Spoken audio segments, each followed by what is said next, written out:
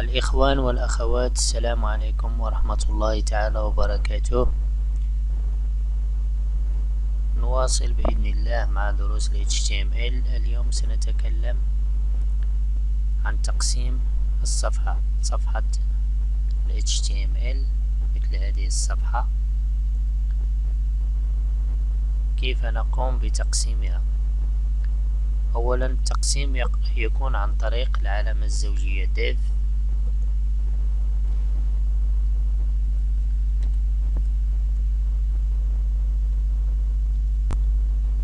كنترول سيف. طبعا لن يظهر أي شيء لأن هذه الديف هي بدون محتوى. سنقوم باستخدام الانسبكت element لنرى هذا الديف. كما ترى يحتل، كما ترى هنا، هو عبارة عن بلوك يحتل كامل الويدث.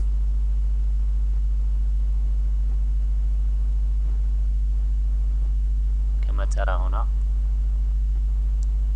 كما هو ظاهر في الأعلى، الديف 1008 بكسل في الويدث وصفر في الهايت، يحتل كامل الويدث. إذن هو عبارة عن بلوك. إذن كيف نقسم الصفحة؟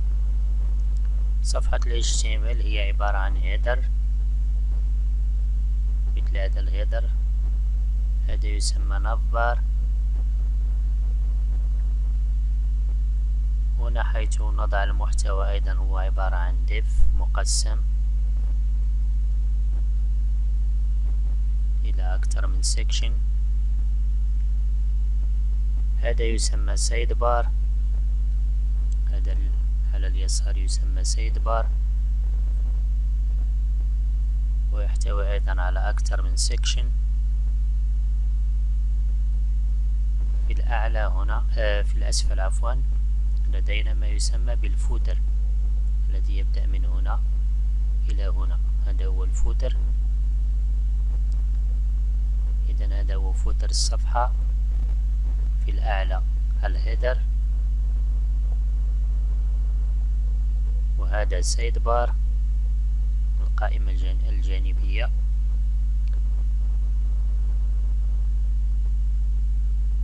وهنا محتوى الموقع عبارة عن div مقسم إلى أكثر من section. سنقوم بالinspect element لنرى بشكل أوضح. هذا هو البادي، هذا div وهذا أيضا div.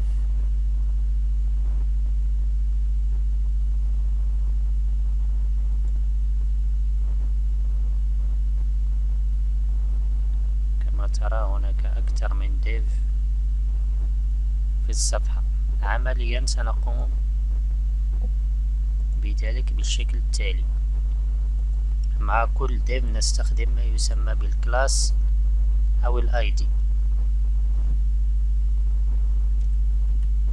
الكلاس والايدي يمكن استخدامها مع أي عنصر HTML، ولكن هنا سنستخدم الكلاس والايدي وسنوضح الفرق بينهما. الكلاس يمكن استخدامها أكثر من مرة،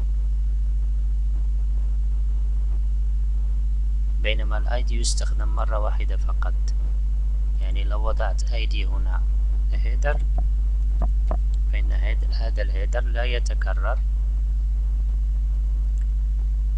لو أنشأت div آخر لا يمكن أن أضع نفس الايدي، يجب تغيير الايدي إلى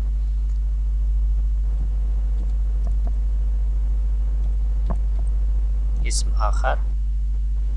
الايدي لا يتكرر مرتين، بينما الكلاس يمكن أن تتكرر أكثر من مرة. يمكن أن أضع كلاس مثلا هنا بلوك، ثم أضع نفس الكلاس للديف الثاني،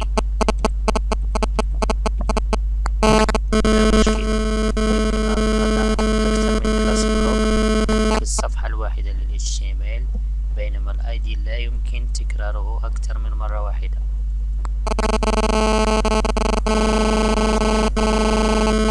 إذن سنبدأ تقسيم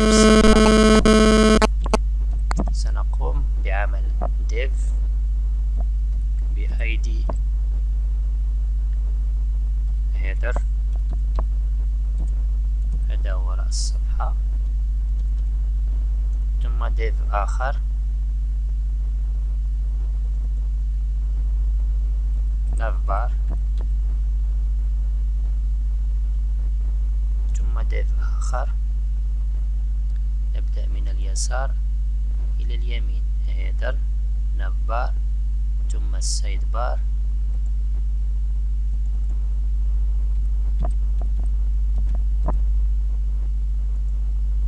وبعد ذلك الكونتنت.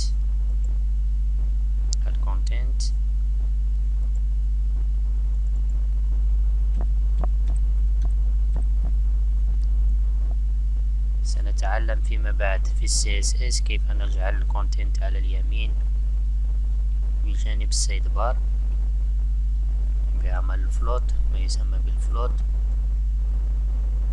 في الأسفل لدينا فوتر، عفوا، أسفل الموقع لدينا فوتر. الآن نحن قمنا بالتقسيم.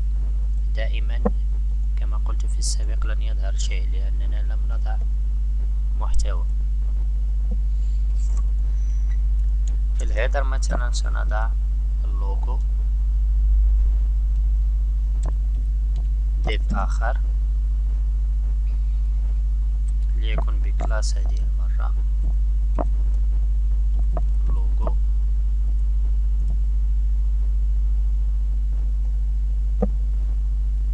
كما قلنا نبدأ من اليسار إلى اليمين أو من اليمين إلى اليسار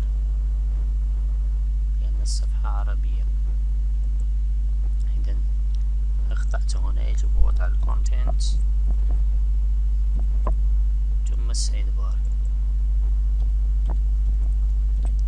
التقسيم يبدأ من اليمين إلى اليسار لأن الصفحة عربية. إذن هنا اللوجو، ثم ديف آخر بكلاس أدس أو بانر،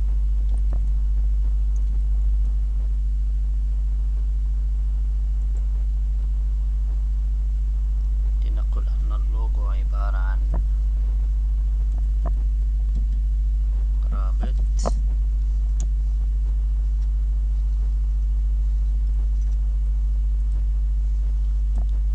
وداخل الرابط صورة،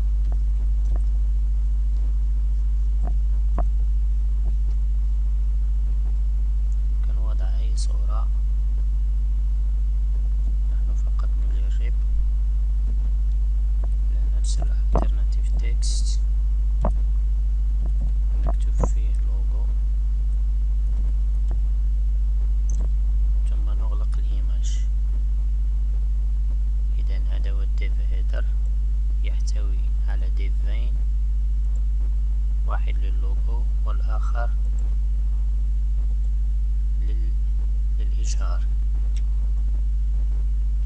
طبعا يجب أن أحول هنا الاتجاه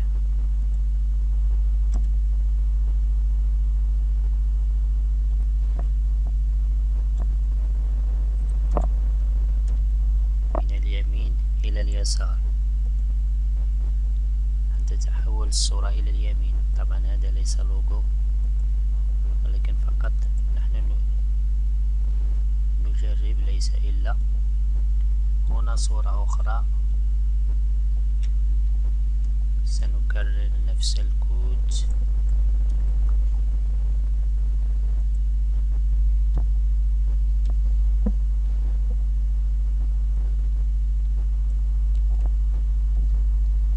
سنختار صورة أخرى. نحن فقط نتعلم كيف نقوم بالتقسيم. في النافبار تحتوي على UL والUL تحتوي على LI. داخل LI ننشئ الرابط،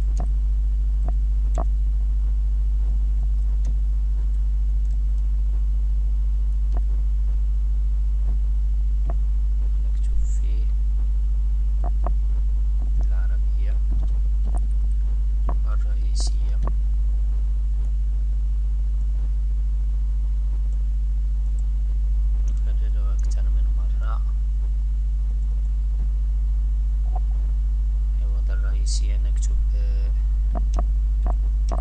نتصل بنا.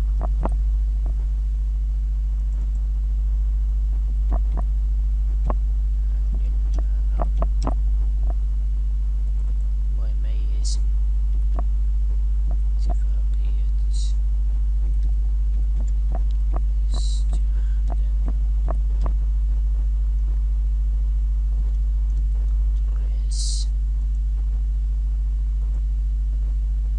هذه الصورة، طبعا هذا ليس بانر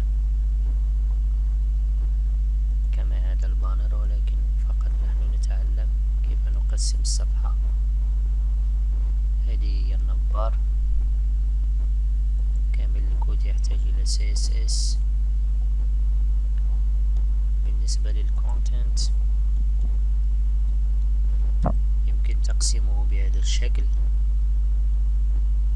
سنضع div آخر بكلاس، هذه المرة كلاس بوست مثلا. داخل البوست يوجد باراجراف،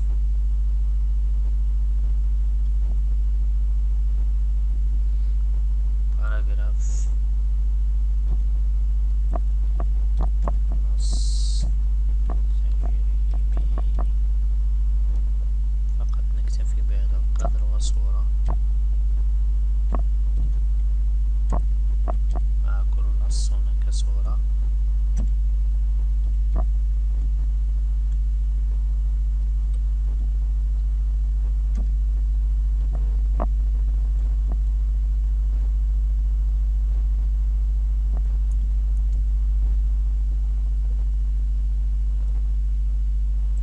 أكرر هذا الكود أكثر من مرة.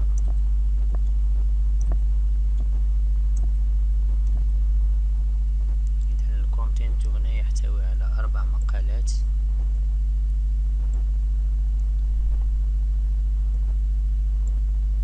جيد. السايد بار يمكن تقسيمه بطريقة أخرى.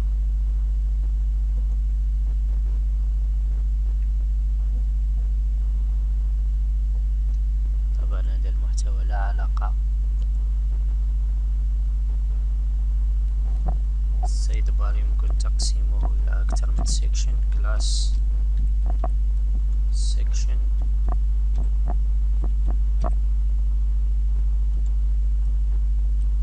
وداخل كل سيكشن يتم وضع محتوى مناسب. الفوتر يمكن الاكتفاء فقط بوضع الكوبي رايت.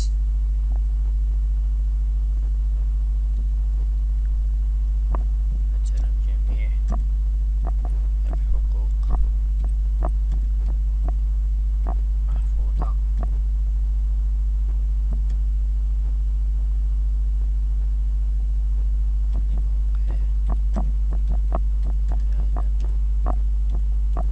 تصميم وبرمجة.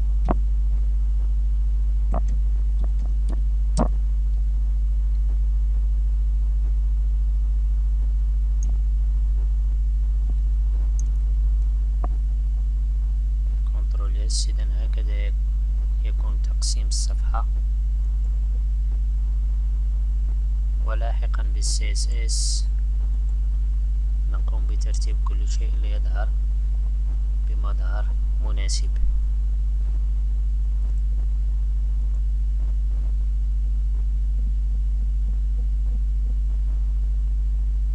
هذا هو الفوتر، وهذا هو المحتوى. محتوى السايد بار لم نضعه، وهذا هو محتوى الهيدر. لاحقا عندما نتعلم التنسيق بالCSS سنضع كل جزء في مكانه وبالمظهر الذي يليق به. إذن هذا كل شيء بالنسبة لتقسيم الصفحة. نواصل مع دروس قادمة إن شاء الله. السلام عليكم ورحمة الله تعالى وبركاته.